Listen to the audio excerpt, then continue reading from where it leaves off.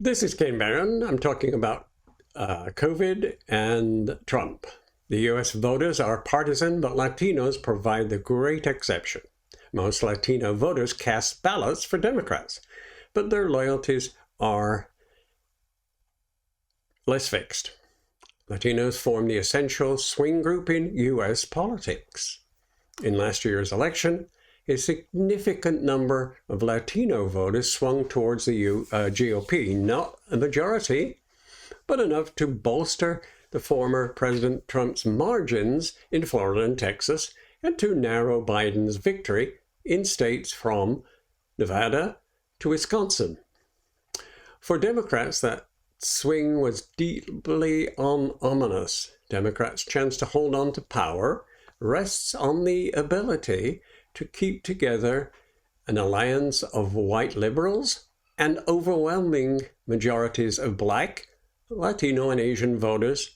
That's the sort of multiracial coalition that gave Democrats their current narrow control of the Senate by delivering them twin victories in Georgia 11 months ago. The GOP has blunted Democratic efforts to replicate the Georgia experience there. Some Republicans believe the 2020 results point the way towards even greater gains in Latino communities, especially among the working class voters, mirroring how their party has won over a large part of the white working class. So, a major new analysis from Equus Research, a leading Democratic firm, has focused on Latino voters. And one key understanding the overall picture is in a country as closely divided as the U.S. is that even relatively small shifts can tip the balance in big ways. In 2020, Biden won more than 6 in 10 Latino voters, but was about 8 percentage points lower than what Hillary Clinton got in 2016. The shift among Latinos translates into about 1.2% of the overall electorate, and Biden's nationwide victory came about largely because he did about 3 percentage points better than Clinton did amongst white voters, a larger group that also has a larger turnout of Latinos. Again, the Equus Research found that the economy and its intersection with COVID became voters' top priority. And so, when he ran against Clinton, Trump's constant attack on immigration alienated even many conservative Latino voters, according to polling data from the Democracy Fund's Voter Study Guide. But in the 2020 campaign, Trump largely avoided the topic, and that paid him a significant collection of dividends. Immigration and voting to support the Latino community were the top 2 issues cited by Latino voters in explaining how they intended to vote. And so, by 2020, the share of Latino voters citing those 2 factors had dropped almost in half, while the economy and COVID-19 had jumped to the top. The first 3 years of Trump's term, before the pandemic, saw significant economic growth in Latino communities. Latino families enjoyed faster growth in wealth between 2016 and 2019 than either Black or white families, and Latino unemployment had dropped to a historically low point.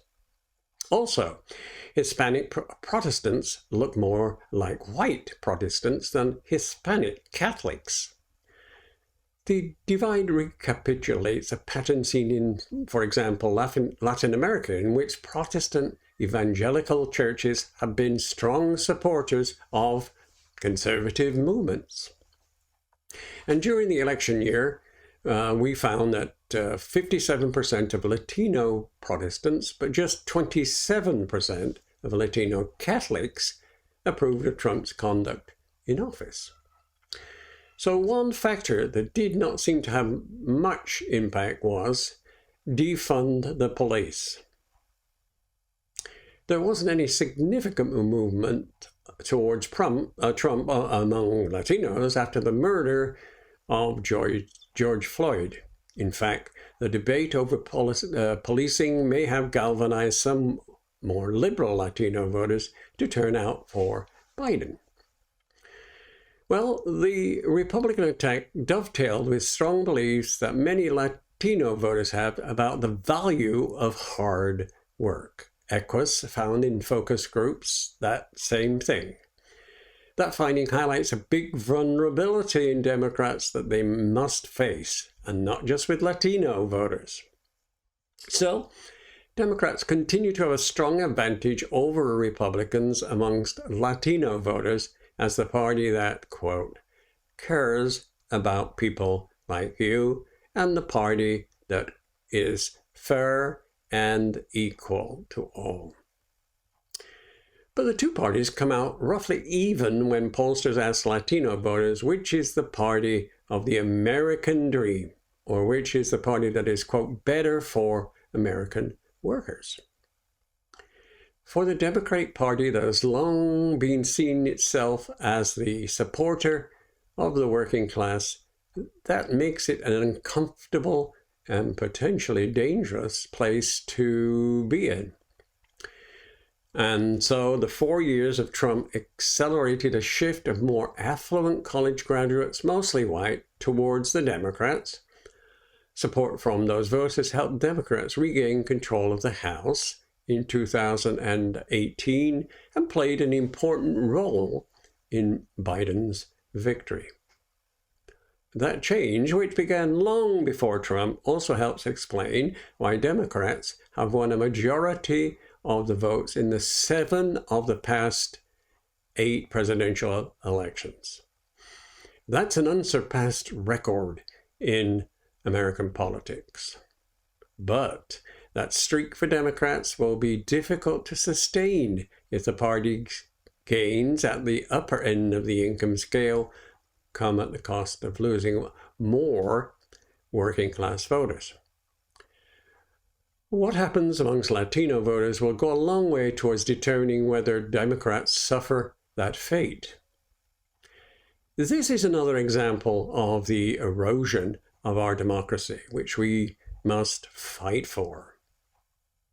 This is Ken Barron. I'm signing off, hoping you can join this channel again, subscribe, and comment. And of course, like us on Facebook and on YouTube.